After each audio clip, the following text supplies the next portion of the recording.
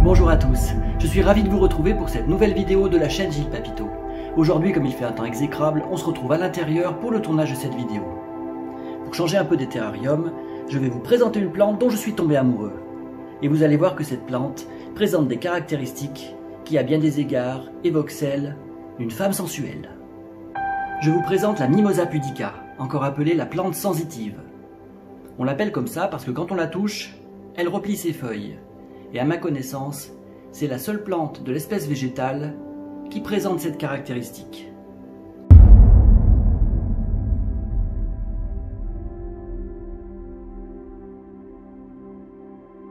Cette plante est originaire d'Amérique centrale et d'Amérique du Sud, mais elle se trouve actuellement sur à peu près tous les continents.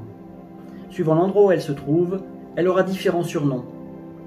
À l'île Maurice et à la Réunion, on va la surnommer sensitive ou trompe la mort.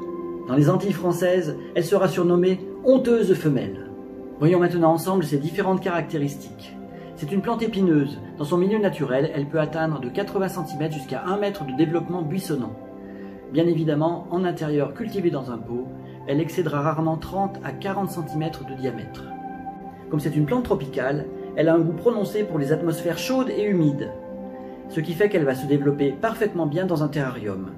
D'où sa présence aujourd'hui sur la chaîne Gilles Papito. En dehors d'un terrarium, cette plante pourra bien évidemment se développer dans un pot, à condition de la mettre dans un intérieur qui soit bien lumineux et qui ne soit pas trop sec. Il faut faire attention que les températures ne descendent pas en dessous de 15 degrés, car c'est une plante tropicale, et si on l'expose à des températures trop fraîches, elle va mourir. Comme beaucoup de plantes, une légende est attachée à la Mimosa pudica. Le poète Jean-Antoine Roucher au XVIIIe siècle raconta qu'une jeune nymphe, poursuivie par un berger trop entreprenant, appela au secours le dieu Hymen. Et celui-ci, pour la tirer des griffes de ce berger prédateur, la transforma en plante sensitive. Je vous lis quelques lignes de ce poème. La nymphe vers le ciel, levant ses yeux troublés. Dieu d'hymen et d'amour, prenez soin de ma gloire. À mon perfide amant, arrachez la victoire. Hâtez-vous, détruisez mes funestes appâts. Dieu vengeur, contre lui, j'invoque le trépas.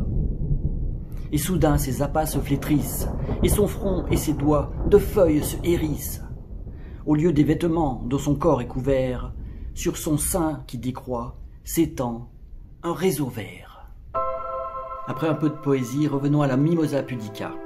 Cette fleur fleurit en été et produit des petits pompons duveteux de 2 cm de diamètre avec des étamines lilas. Le feuillage de la Mimosa pudica est très caractéristique, avec un long pétiole qui mesure de 3 à 6 cm de longueur et qui porte à son extrémité 2 paires de pennes. Ces pennes comportent chacun entre 15 et 25 folioles qui mesurent de 6 à 10 mm de long. Les folioles sont ces toutes petites feuilles que vous voyez ici. Et ce sont ces folioles, qui sont très irritables, qui ont la particularité de se replier au moindre choc.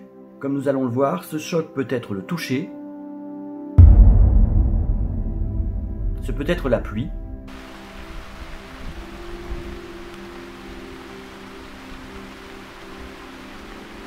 ça peut même être le vent. Ce phénomène s'appelle la tigmonastie, et c'est l'un des plus incroyables du règne végétal. À la base des feuilles se trouvent des petits renflements qu'on appelle des pulvinus. Ces pulvinus sont composés de cellules motrices et sont gorgés d'eau. Au moindre choc, l'eau est évacuée, ce qui va entraîner le repli des folioles, qui commence 1/10 de seconde après le contact. Si le choc est faible, seules les folioles touchées se replient. Si le choc est plus fort, les feuilles voisines vont également se replier. Si le stimulus est encore plus fort, toutes les feuilles du même côté vont se replier. Et pour un choc plus brutal, toute la tige va elle-même se replier. Une fois le calme revenu, les feuilles vont reprendre progressivement leur position initiale. Une des hypothèses retenues pour expliquer ce mécanisme, c'est que la plante chercherait à se rendre moins appétissante pour l'herbivore qui voudrait la manger, ou le prédateur qui voudrait s'y attaquer.